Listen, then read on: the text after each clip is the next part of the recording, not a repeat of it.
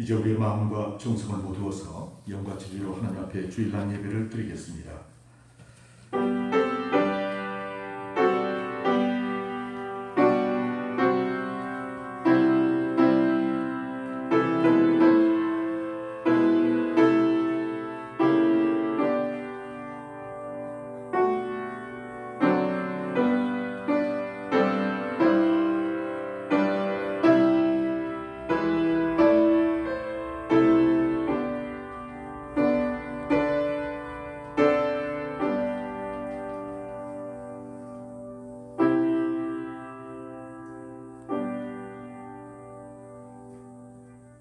형제들아 기뻐하라. 온전하게 되며 위로를 받으며 마음을 같이 하며 평안할지어다. 또 사랑과 평강의 하나님이 너희와 함께 계시리라. 거룩하게 입맞춤으로 서로 문안하라. 아멘. 거룩하시고 사랑과 우리가 풍성하신 아버지 하나님 감사드립니다. 오늘도 거룩한 주일을 주시고 이 아름다운 성전에 올라와 하나님을 배웠고 하나님께 온 마음을 다하여 경배드리게 하시니 감사드리나이다. 저희들의 예배를 받아주옵소서. 예배를 더해 영광 받아주옵소서. 또한 여기 모인 사모한 영혼들에게 하늘의 은혜로, 하늘의 기쁨으로, 하늘의 행복으로 가득 채워주시옵소서. 예배의 시종을 성령님께서 인도해 주시기를 간절히 바라와서 예수님의 이름으로 기원하옵나이다. 아멘. 다같이 영광송 66장을 드시겠습니다. 오늘부터는 찬송을 끝절까지 다 듣도록 하겠습니다.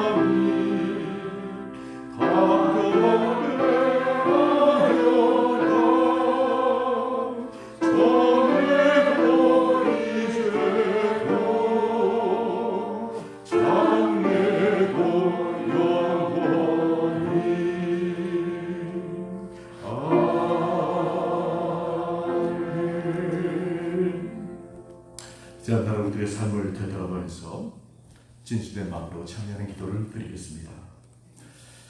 우린 믿음의 사람들입니다. 때로 세상의 고통과 어려움 속에서 하나님이 안 계신 것처럼 낙심하고 절망하지는 않았습니까? 참회하십시다.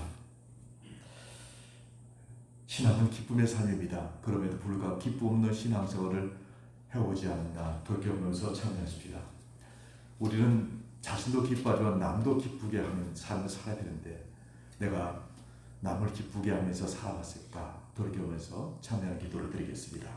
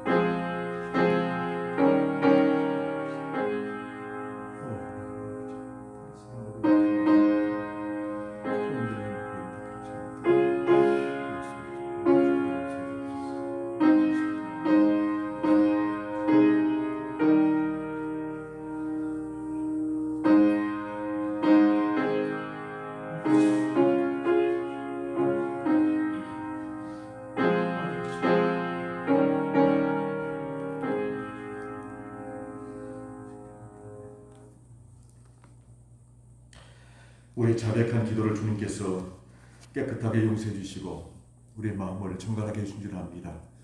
그 정갈한 마음으로 또 예배를 드리고 우리 남은 생에도 깨끗하게 살아가는 복된 성도들이 다 되시기를 바랍니다. 이제 한 목소리로 진실된 마음으로 사도신경으로 우리의 신앙을 고백하겠습니다. 나는 전능하신 아버지 하나님 천지의 창조주를 믿습니다. 나는 그의 유일하신 아들 우리 주 예수 그리스도를 믿습니다.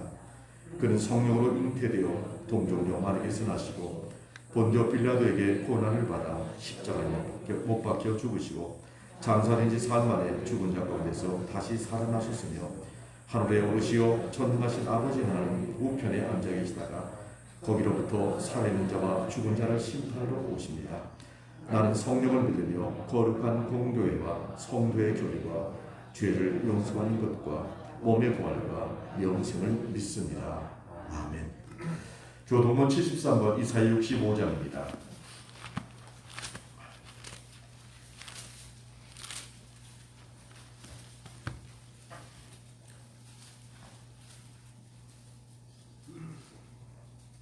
보라 내가 새하늘과 새 땅을 창조하나니 너희는 내가 창조하는 것으로 말미암아 보라 내가 예루살렘을 즐거운 성으로 창조하며 그 백성을 기쁨으로 삼고 우는 소리와 부르짖는 소리가 그 가운데서 다시는 들리지 아니할 것이며 사자가 소처럼 씹을 먹을 것이며 뱀은 흙을 양식으로 삼을 것이니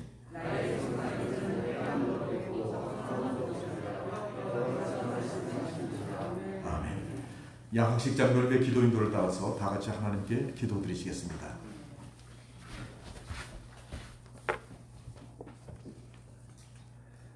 아버지 하나님의 뜻은 오묘하므로 오직 저희의 찬양과 경배를 받아주시옵소서. 의심은 넘치고 확신은 희박하며 숨쉬듯 변하는 마음으로 한 주일을 지내다가 주말이 되어가면서 믿음의 사람임을 인식하는 게으른 신자이지만 믿음으로 우리를 구원하겠다는 약속에 의지하여 이처럼 염치 없이 엎드려 싸우니 주님의 자비에 감사하게 하시고 믿음의 추상적 실체에 구체적 행실을 얹어주셔서 불신의 사람들 우리를 본받고 싶은 존재가 되도록 도우시고 그것이 불신의 시대의 전도가 되어 하나님 나라가 사람들로 풍요롭게 하시고 은혜가 넘치게 하여 주시옵소서. 아버지 하나님, 위험을 부리던 여름이 코로나 역병을 두고 서서히 물러가고 있습니다. 이 역병은 유례없이 질기고 혹독하여 백성들의 삶을 피폐하게 하고 있으며 회복이 어려운 지경에서 마치 계시록의 말세를 연상하게 하고 있습니다.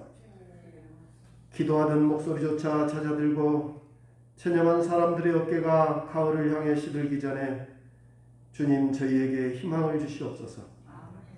지금을 살아가는 저희들도 저 구약과 신약 시대의 이스라엘 백성들처럼 딱 한 번 살아가는 세상에서 주님의 육성을 듣고 믿음을 실천할 기회를 허락하시고 이 넓고 귀한 대지에 주님의 장막을 넓히고 징과 꽹과리를 울리며 보아라 물이 덮은 바다 같은 주님의 역사를 들어라 많은 물 같은 하나님의 소리를 이처럼 맺힐 수 있는 기회를 허락하여 주시옵소서.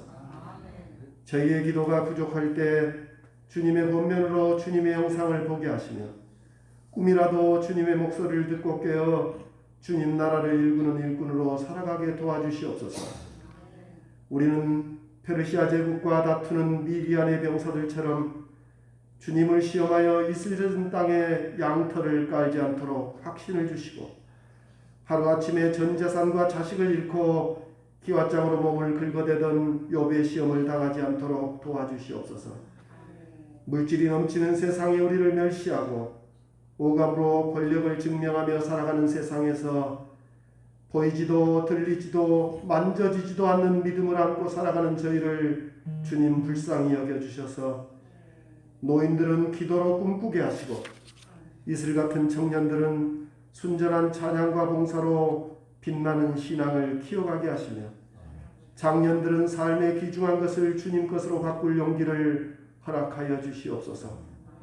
아버지 하나님, 어김없이 찾아온 찬란한 계절과 추석 명절이 가족과 이웃을 만나 환난 속에 위로가 되게 하시며 변함없이 사랑하는 하나님의 사랑으로 가족과 민족의 의미를 상고하게 하시며 온 민족이 오랜 이산의 고통과 팬데믹의 아픔을 치유하는 시간이 속히 오도록 도와주시옵소서.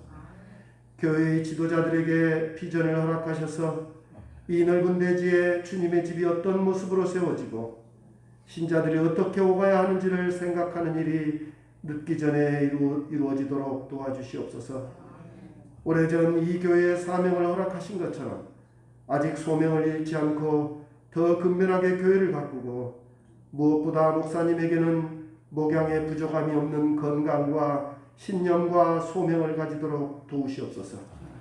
목양실을 비롯하여 예배당과 사택과 주차장과 넓은 교회당의 지경을 살피는데 중직자를 비롯한 교인들의 협조를 이끌어낼 신뢰를 회복하게 하여 주시고 나태한 한 구석도 없게 하셔서 노심초사 하나님의 영토를 넓히는 궁극적 목양의 길을 잊지 아니하도록 도와주시옵소서. 세상을 따라 점점 쇠퇴해가는 교회 학교를 바라보며 교회의 미래를 걱정하면서도 예배를 위해 헌신하고 노력하는 교사들의 수고를 주님 불쌍히 여겨주시며 나이 들어 교회를 오가기조차 버거운 노인들의 품위를 잃지 않도록 도우시며 젊은이들을 일으켜 믿음의 반열에서 저 화려하게 유혹하는 세상의 풍조를 따르지 아니하도록 도와주심을 믿으며 살아계신 하나님의 아들 우리 주 예수 그리스도 이름으로 기도하옵나이다. 아멘.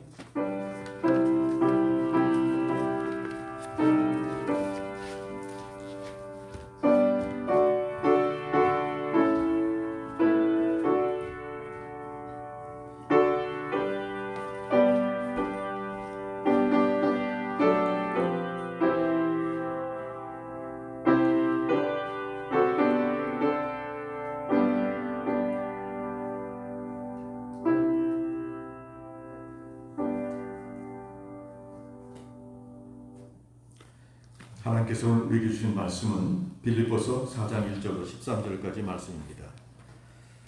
신약성경 321쪽에 있습니다.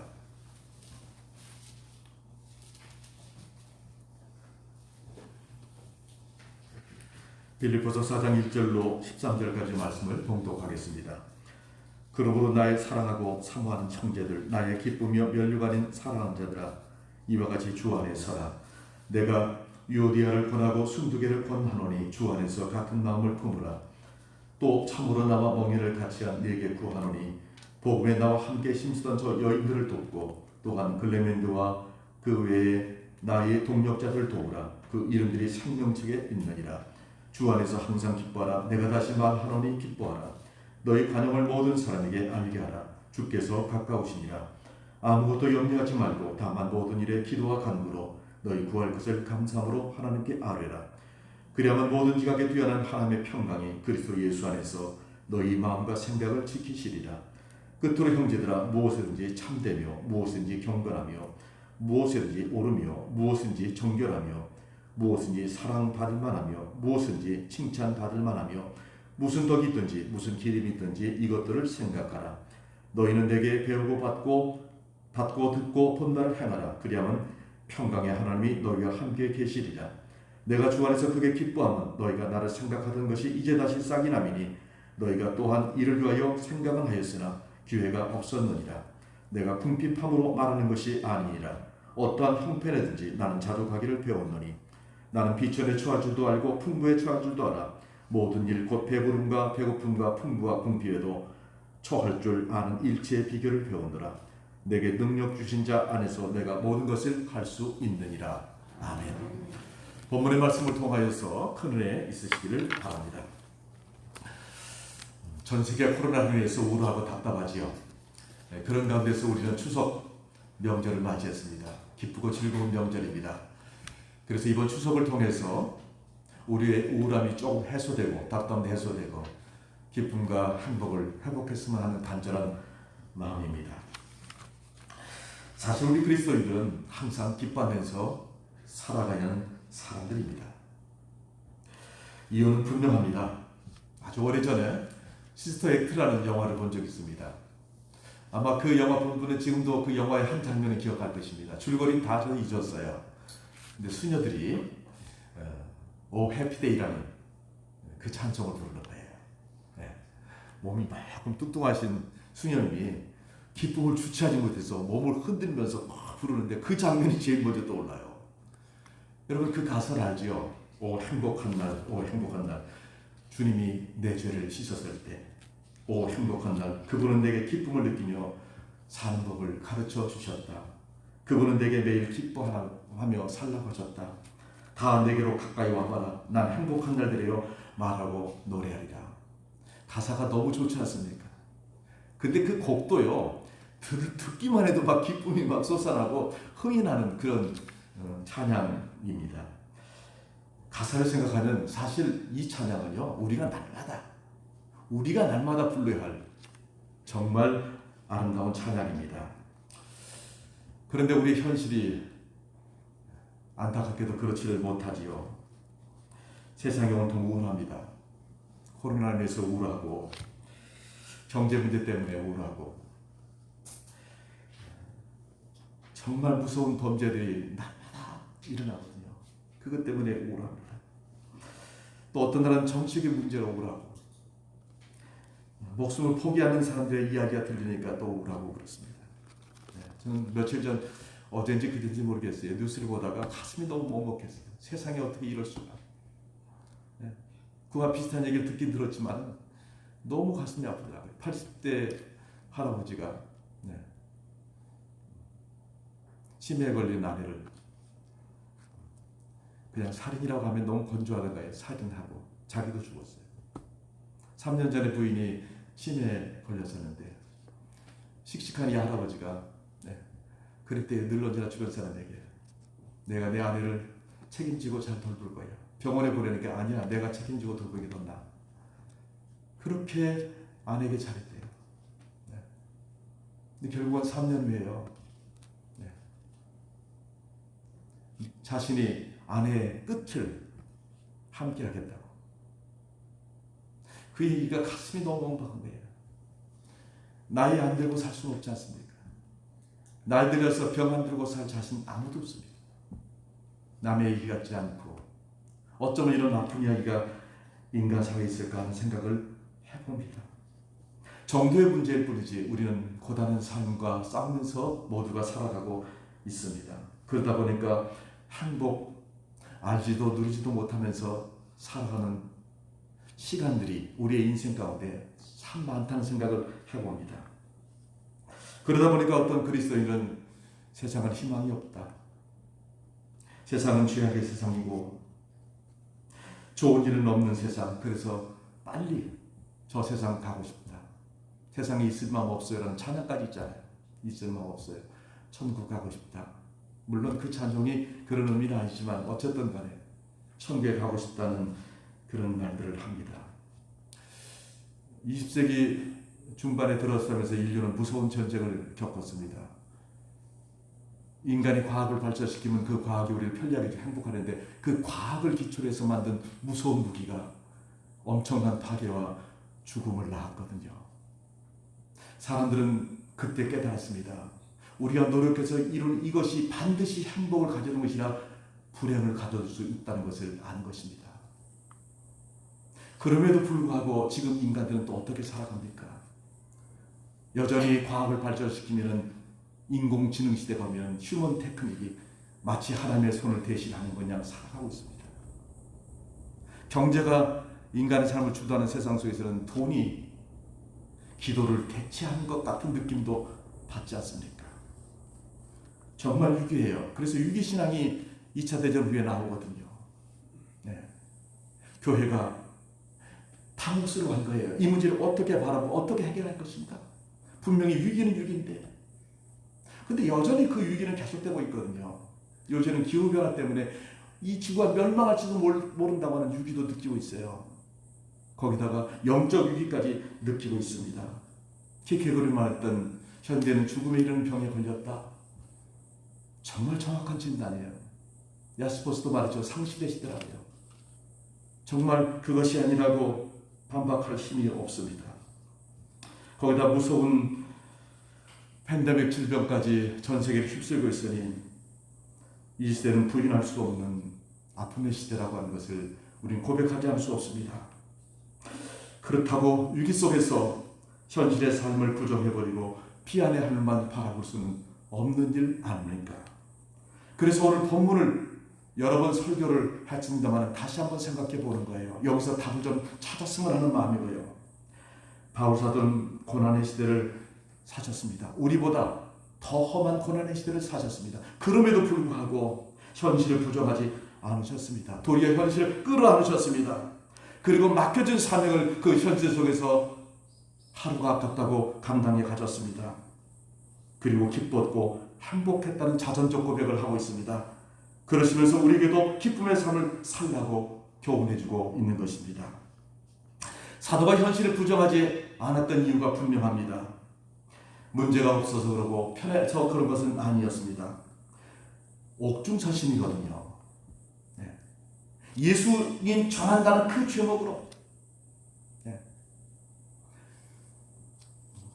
재판을 받기 위해서 지금 연금 상태에 있습니다. 예루살렘에서 로마까지 오는 동안에 지중해에서 광풍을 만나서 죽을 고비도 넘겼습니다. 네. 뿐만 아닙니다. 그에게는 불치의 병까지 있었습니다. 하나님께 기도했어요. 낫지 않았습니다. 수많은 그가 세운 교회들은 이단의 위협 속에 있었습니다. 성숙되지 못한 교인들은 많은 문제를 일으켰습니다. 그는 정말 고민 속에서 살아갔습니다. 그럼에도 불구하고 기쁨과 행복을 지금 고백하고 있는 것입니다. 심지어 빌립보서 2장 10절에 보면 내가 여러분이 드린 재물 위에 전제로 부음이 될지라도 난 기뻐하겠다라는 말이에요. 여러분 전제라는 게 뭔지 아시지 않습니까? 재물을 드리고 그 위에다가 하나님께 향기를 드리기 위해서 포도주나 뭐 여러 가지 것을 붓는 거예요. 저는 이 본문을 볼 때마다 아마 사도의 생각 속에는 내가 순교의 피를 붓는다 할지라도 나는 기뻐하겠다 그렇게 들려집니다. 그러면서 그럼에도 불구하고 우리 기뻐하자고 초대하고 있습니다. 사도의 이처럼 놀라운 기쁨의 삶은 주님에게서 배운 것입니다. 주님이 십자가에서 그 엄청난 고통 속에서 죽어가면서 하신 말씀 중에 가장 가슴에 깊이 다가오는 말씀이 무엇입니까? 저는요 다 이뤘다는 그 말씀이에요. 인간적으로 보면 실패했다죠 사실은요. 그런데 주님은 다 이루셨다고 하셨습니다. 그 엄청난 고통을 받으시면서도 죽어가시면서도 하나님이 내게 이 땅에 보낸 목적, 인류를 구하는 목적, 죄를 씻는 그 길, 그 사명을 나는 다 이루었다. 다 이루에 대한 기쁨이 주님에게 그 순간 있으시라고 생각이 됩니다. 사도는 그 주님을 바라봤을 것입니다. 또 요한복음 14장 27절에 내가 평안을 주노니 이 평안은 내 평안이다. 그러니 근심하지 말고 두려워하지 말라. 그래. 주님이 내게 근심하지 말라고 그랬잖아. 평안하고 했잖아. 근심을 떨치자. 그러면서 살았을 것 같아요. 요한복음 10장 13절에 보면 예수님께서 사역을 다 마치시고 아버지 품으로 가시기 전에 우리를 위해서 기도한 기도의 내용이 거기 나옵니다. 이렇게 말합니다. 내가 세상에서 이 말을 하오는 것은 그들로 내 기쁨을 그들 안에 충만히 가져가려 함이니라. 이 세상에서 이 말을 하옵는 것이란 말은 저 세상이 아닌 이 세상에서 주님의 기쁨을 누리도록 기도해 주신 것입니다. 사도는 이 기도를 생각했을 것입니다. 그래, 그 주님의 기도의 응답으로 사도는 고단한 삶을 살았지만 주님이 기도해 주신 그 주님의 충만한 기쁨으로 살아갈 수 있었습니다. 그리고 우리에게도 그 충만한 기쁨으로 살라고 권면하고 계신 것입니다. 그렇다면 우리는 어떻게 이 기쁨을 누리면서 살아갈 수 있을까?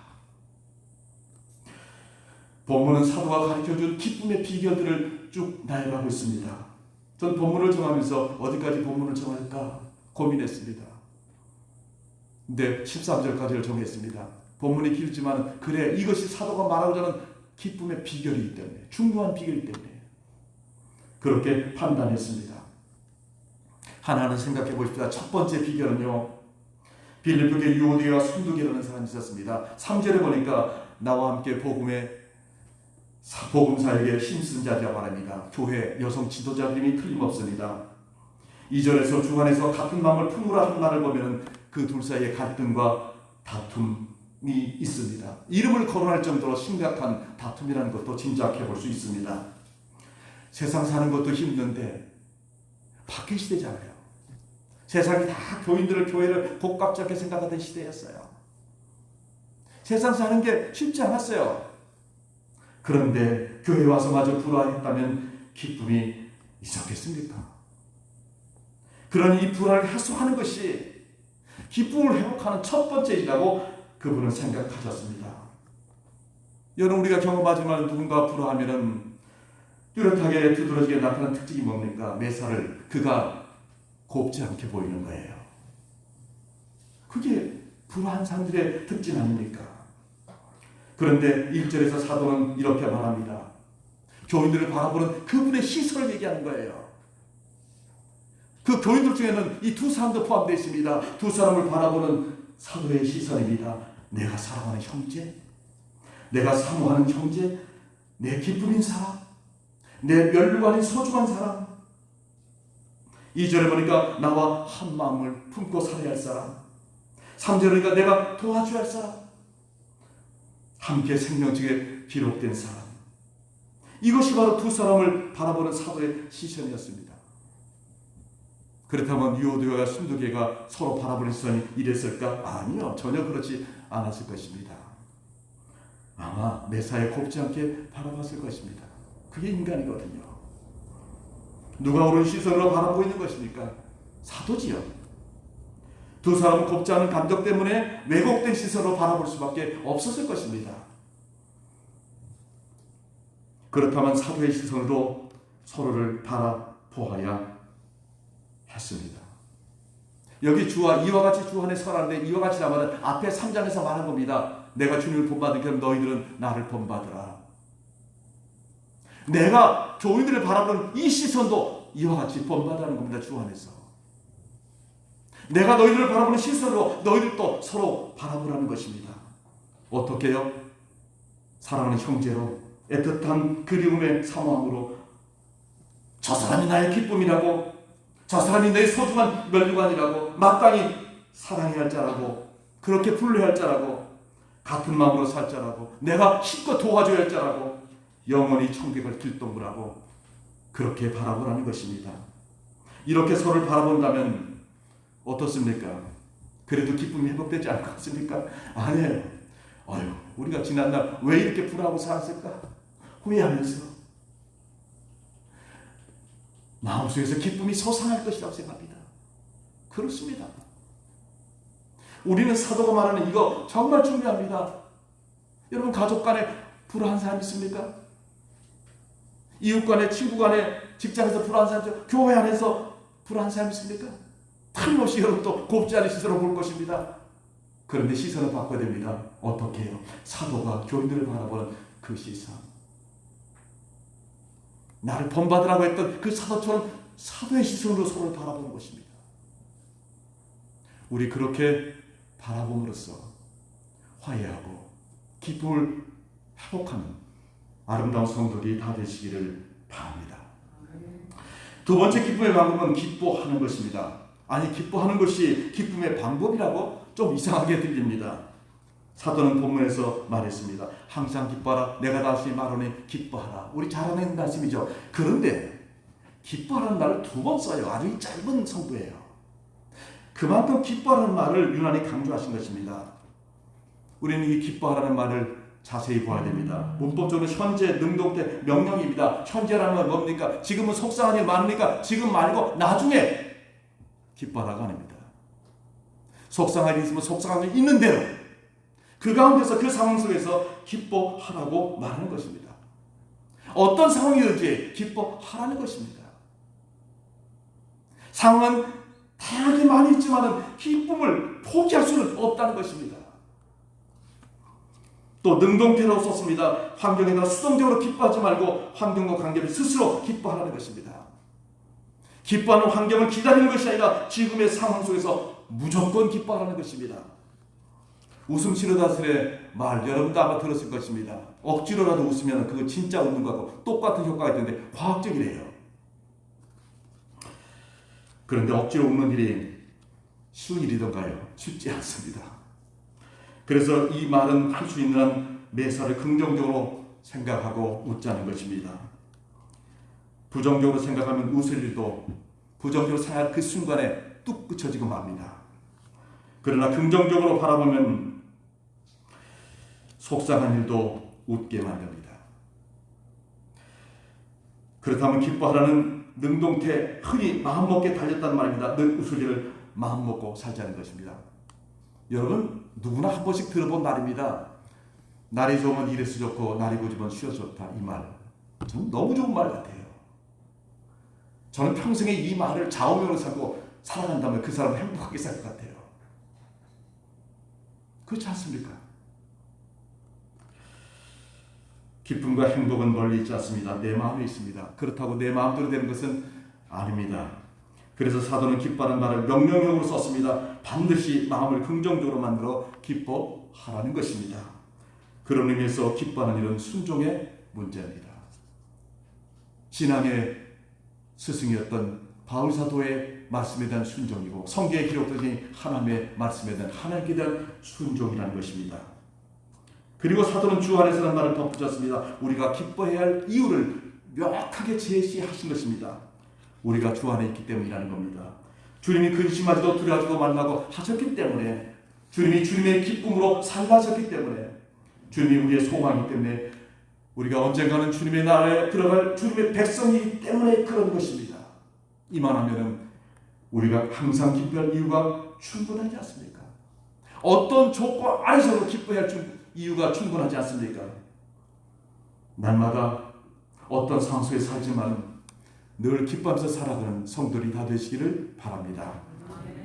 세 번째 기쁨의 방법은 관용입니다. 관용이란 너그럽고 넓은 마음을 말합니다. 사도가 5절에서 이 관용의 마음을 모든 사람에게 알게 하였습니다. 내가 관용을 베풀어야 할 그 사람 대상자는요, 내 가족만이 아닙니다. 내 친구만이 아닙니다. 교인들만이 아니고 불신자까지도. 관용 베풀어주고 싶지 않은 사람까지도 할 수 있으면 관용을 베풀어야 합니다. 가끔 쓰는 말 중에 성격이 까칠하단 말이죠. 성격이 예민하고 거칠고 까다로운 사람입니다. 매사가 그냥 넘어가는 법이 없습니다. 이게 뭐야? 이것밖에 못해? 하며 사람을 자주 우울하게 만듭니다. 기분 좋다고도 그 말 들으면 웃음이, 기쁨이 싹 사라져 버리거든요. 이런 사람은 다른 사람도 힘들게 하지만 사실은요, 그 사람도 힘듭니다. 힘드니 기쁨이 있겠습니까? 그러나 관용하는 사람은요, 웬만하면 괜찮아 라고 말해주는 사람입니다. 이 정도면 괜찮아, 참 좋다, 이렇게 말해주면 자신도 타인도 기뻐할 수 있습니다. 물론 그렇게 하는 말은 발전이 있겠어요? 제대로 되겠어요? 라고 따질 수 있습니다. 그러나 인간 자체가 불완전해요. 그렇다고 해서 좀 더 노력하지 않겠습니까? 아니에요. 기본적으로 우리가 더 노력하는 거예요. 공부 못하는 자녀에게 공부하다가 타박하지 마십시오. 넌 공부는 못하지만 그래도 열심히 하려고 하잖아. 그러니까 괜찮아라고 말해주는 편이 낫습니다. 돈을 잘 못 버는 자녀가 있습니다. 돈 잘 버는 게 뭐 마음대로 되는가요? 돈은 못 벌어도 건강하니까 괜찮아 라고 말해줘야 됩니다. 기대만큼 살지 못하는 자녀가 있습니다. 그래도 너는 행복해 하잖아. 그러니까 됐어, 괜찮아 라고 해야 됩니다. 아주 오래전에 본 영화 가운데 프라이드 그린 토마토라는 영화가 있습니다. 너무 좋은 영화라 나중에 재상영되기도 했습니다. 우리나라에서도요. 그 이야기 뭐 줄거리 다 이해할 수는 없지만은 주인공이 노인이에요. 여성 할머니예요. 병원에 계세요. 네. 그분과 누가 인터뷰를 합니다. 병원에 와서. 그래서 그 인터뷰하는 내용이 줄거리예요, 사실은요.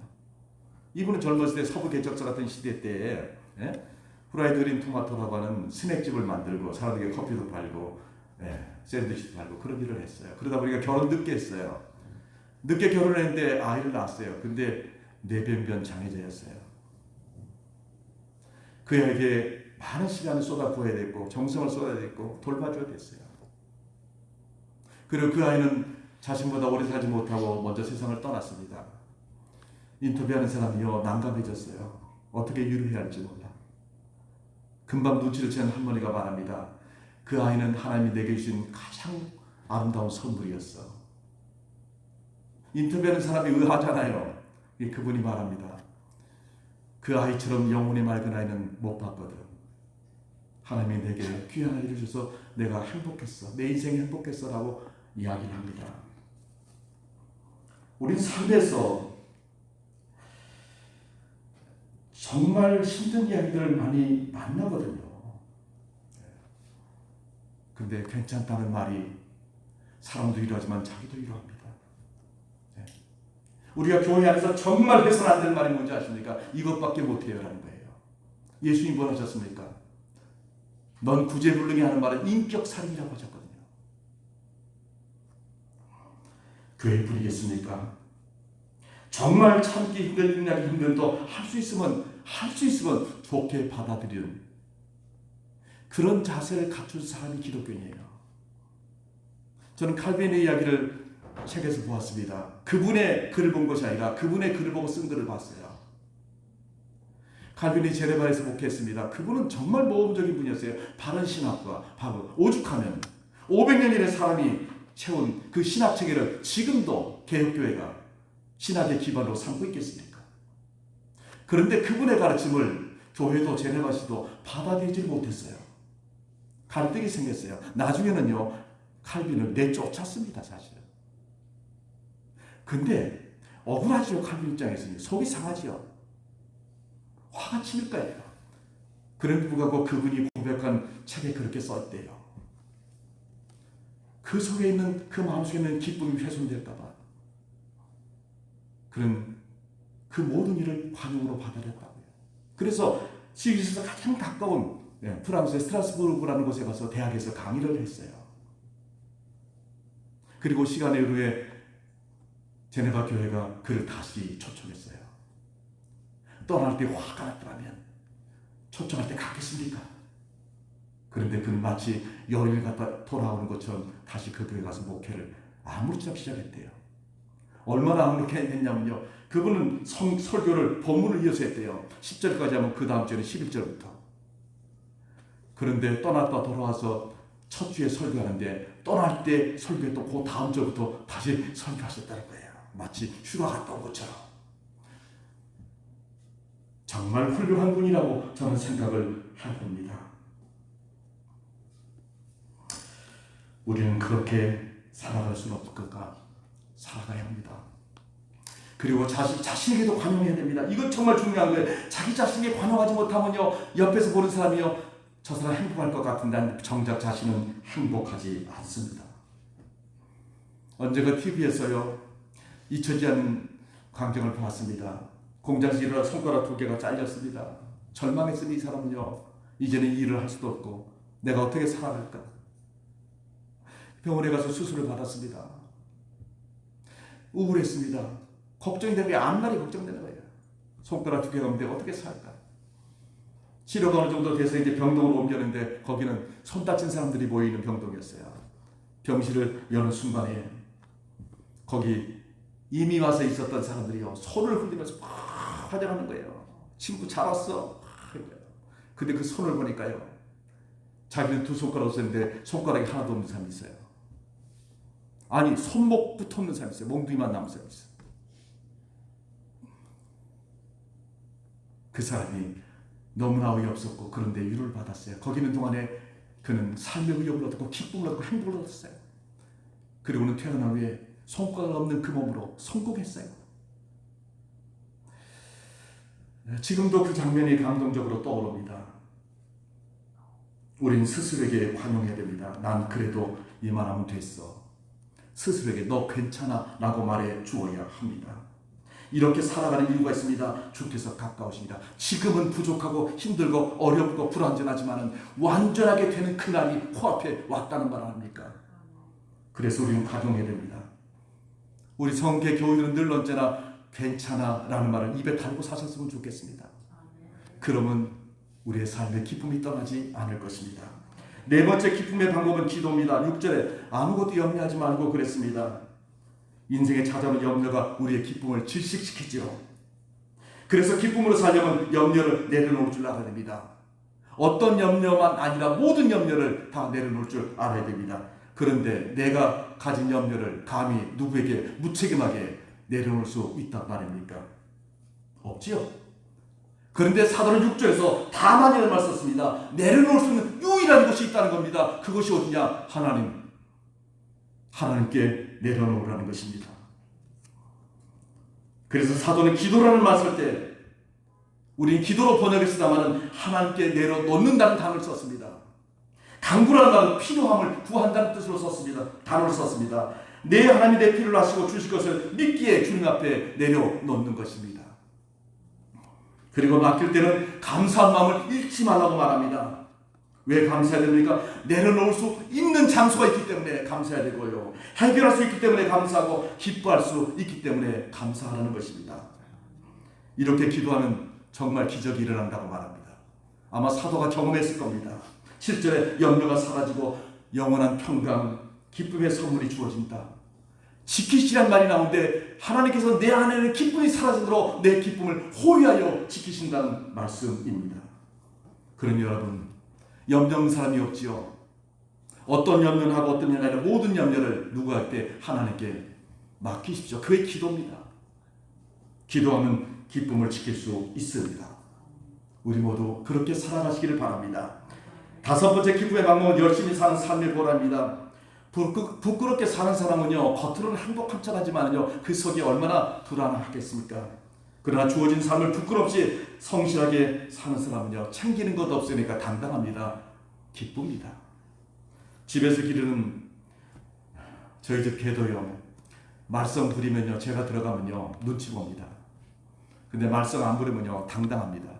제가 말썽을 부렸는지 안 부렸는지 안 봐도 압니다. 표정만 보면 알아요. 당당하게 꼬리를 치면서 안아달라고 합니다. 이게 뭡니까? 내가 정말 성실하게 바르게 살면요 당당해져요. 기쁨이 있어요. 그러나 형편없이 살면 그리스도인인데 그리스도인답게 살지 않으면요 불안합니다. 자기 자신이 알아요. 기쁨 없습니다. 그래서 사도가 우리가 당당하게 해주려면 열심히 살아야 할 그 일을 말하고 있습니다. 물론 최고가 아니라 최선입니다. 왜? 사람마다 다 다르니까요. 그러나 우리가 추구하지는 참된 경건, 옳음, 정결, 사랑받을 만, 칭찬받을 일, 덕 이런 것들을 배우면서 평생 동안 꾸준히 실천하면서 살아가는 것입니다. 우리가 이미 경험했지 않습니까? 신앙생활을 엉망으로 한 사람은요 기쁨이 없어요. 늘 불안해요. 이러다가 매 맞는 건 아닌가 하는 생각도 들어요. 그런데 열심히 신앙생활을 잘하는 사람은요 정말 기쁨이 샘솟듯이 솟아옵니다. 하나님께 가까이 가요. 하나님이 두렵지 않아요. 그렇게 살아가는 성도들이 다 되시기를 바랍니다. 여섯 번째 기쁨의 방법은 자족 만족감입니다. 11절에 어떤 형편인지 자족하라. 그 스스로 고백합니다. 비천에도 풍부해도 배고픔과 배부름에도 풍부와 풍부해도 일체 비결을 배웠다고 말합니다. 사람의 욕심은 끝이 없어 자족한 마음이 없으면 늘 불만입니다. 기쁨이 들어설 자리가 없어집니다. 많이 가지고도 불만 있는 사람이 있고요. 적게 가지는데도 자족의 마음 때문에 행복한 사람이 있습니다. 오늘 기뻐하러 가신 바울의 상황을 보십시오. 최악의 상황입니다. 초조하게 재판을 기다리는 상황이거든요. 그때는 공정함이 없었어요. 왜? 예수 믿는 것은 무조건 싫어했으니까, 핍박했으니까. 거의 예수 믿는 그것 때문에 사형을 당할지도 모릅니다. 네? 제가 조금 전에도 얘기했지만 그 얘기는 평생 동안 낫는 고질병까지 있었거든요. 얼마나 힘든 상황입니까? 그런데도 자족하니 기뻤습니다. 카타고물이 알지 않습니까? 지하에 땅을 파고 거기서 살았습니다. 거기서 낳고 거기서 살고 거기서 죽었습니다. 장례도 거기서 했습니다. 저는 그걸 생각하면 끔찍해요. 시신은 땅에 묻어야 되지 않습니까? 태우더니 땅에 묻어야 돼요. 그런데 돌을 좀 파놓고는 시신을 거기다 얹어놓습니다. 그 시신이 얹어놓으면 그대로 있습니까? 아니에요.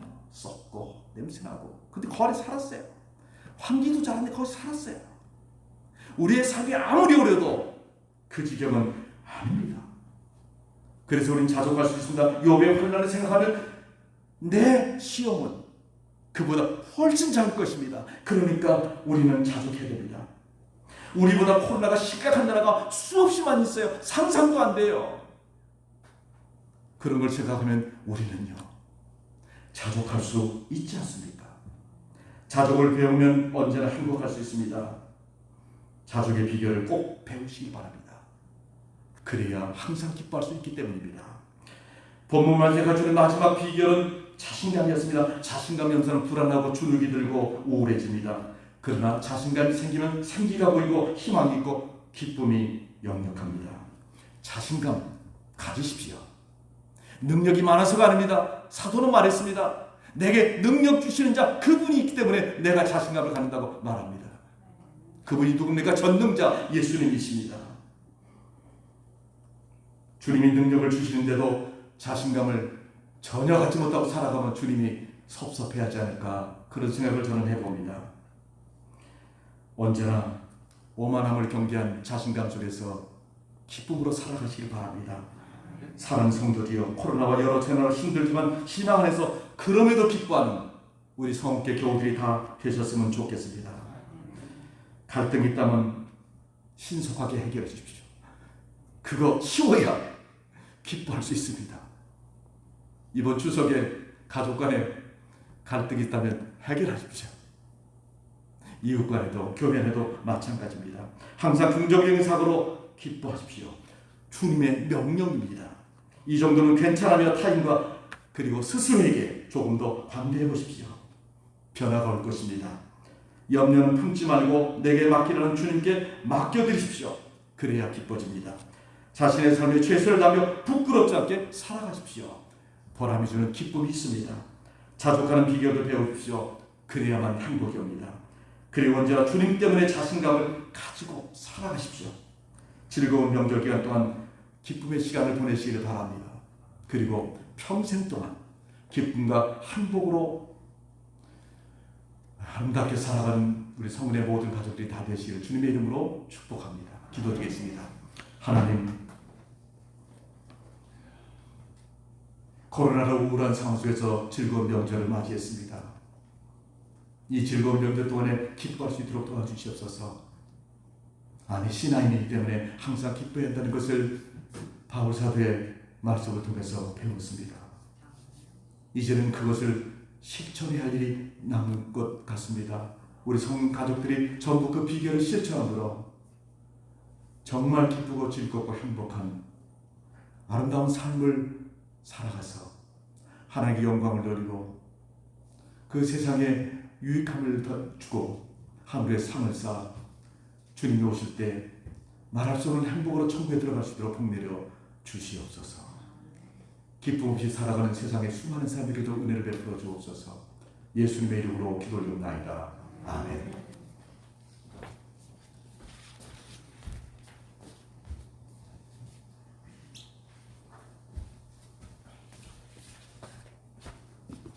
하나님, 어둡고 답답하고 우울한 세상 속에서도 기뻐하며 살 수 있는 비결을 가르쳐 주셔서 감사합니다. 우리 속에 기쁨을 주시고 우리의 기쁨을 지켜주신 것을 감사하나이다. 그 은혜를 무엇으로 보답할 수 있겠습니까? 하나님이 주신 것 가운데 성결하여 마음과 정성을 모두어 예물을 봉헌하오니 이 향기로운 예물을 흠양하시어 주님 기뻐해 주시옵소서. 영광 받아 주옵소서. 또한 주님 앞에 드린 손길들마다 평생 또한 기쁨과 행복이 가득 찬 아름다운 삶으로 살아갈 수 있도록 그들의 염려를 해결해 주시고 그들 마음속에 기쁨의 선물을 풍성해 주시고 기쁨이 떠나지 않도록 늘 지켜주시옵소서. 이 예물이 쓰일 때마다 하나님의 영광이 아름답게 드러나고 하나님의 영광과 기쁨을 위하여 쓰여지게 도와주시옵소서. 예수님의 이름으로 기도 올리옵나이다. 아멘. 다 같이 찬송가 95장 부르시겠습니다.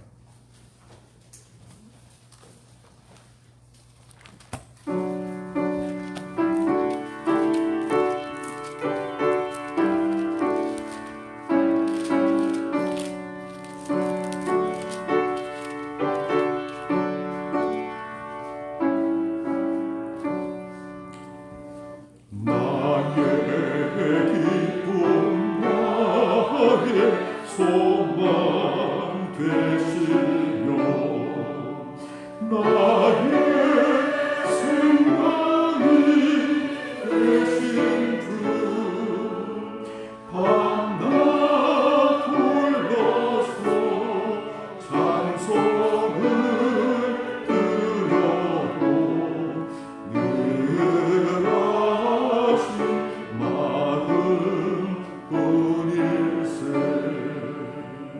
나의 사모하는 선한 목자는 어느 꽃다운 동산에 양의 우리와 늘 함께 가셔서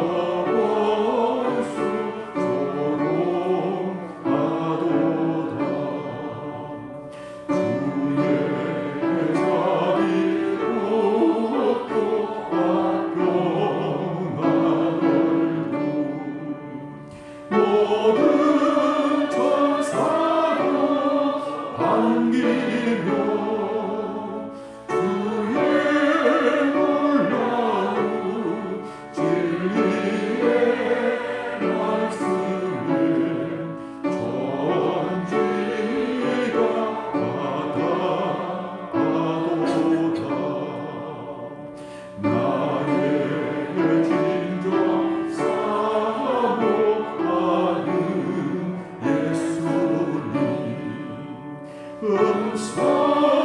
음성조차도 반갑고 나의 생명과 나의 찬송하는 오직 주 예수 뿐일세.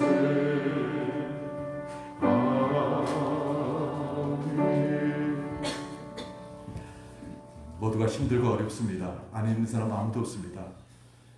어제는 괜찮은데 오늘 힘들 수 있습니다. 그런데 그리스도인들은 그럼에도 기뻐하라는 말씀 속에서 살아가는 거예요. 진짜 기쁨과 행복이 옵니다. 기쁨을 알고 누리면서 살아가는 복된 성도들이 다 되시기를 바랍니다.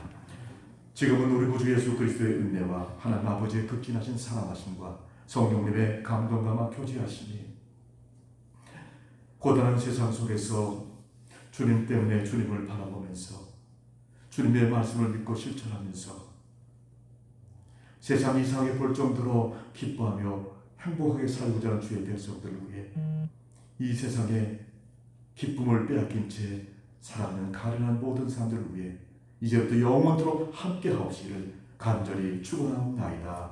아멘.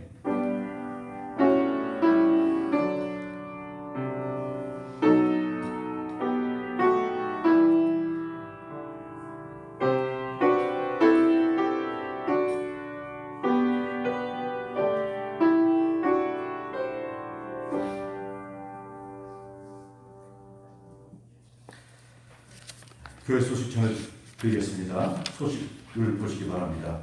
처음 나오신 분들을 진심으로 환영합니다. 추석 명절이 되었습니다.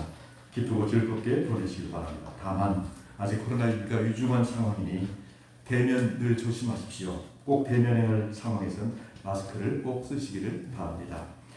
추석 명절로 수요일까지 새벽 예배, 수요 기도 예배가 없습니다. 가정에서 많이 기도하시기 바랍니다. 코로나 상황 속에서 그리스도인답게 책임적 존재로 살아가셔서 이웃에 유익을 주고 이웃을 살리는 성도들이 되시고 명절 중에도 불필요한 모임과 외출은 최대한 자제하시기를 바랍니다. 아픈 경우들 계십니다. 그들을 위해서 여러분 많이 기도해 주시기 바랍니다. 또 선교사들을 위해서 기도해 주시기를 바랍니다. 해외는 추석 없잖아요. 그래서 미안한 마음도 들고 그래요. 박윤성 교사님 보내온 사진 몇 장을 제가 여러 개 보내드렸는데 마스크 안 쓰고 있더라고요. 네, 지난번에 말씀하시대요. 거기는 그 오지라 외부인들이 들어오지 않으니까 왕래가 없으니까 바이러스가 아직 안 들어갔대요. 청정 지역입니다. 그래서 아무도 마스크 자체를 모른대요. 네. 그래서 그러나 좀 불안하신지 걱정이라도 기도 여러분 해주십시오. 늘 언제나 건강하시도록 기도해 주시길 바랍니다. 어렵고 힘들 때일수록 주 안에서 항상 기뻐하시며 살아가시기를 바랍니다. 네. 우리는 사람들에게 기쁨을 주는 사람들입니다. 그렇게 살아가시기를 바랍니다.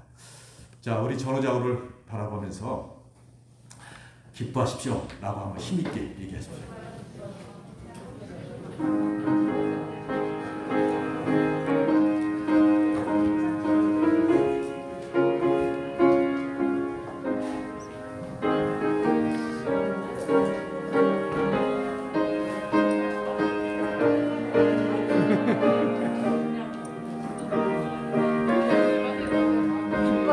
예?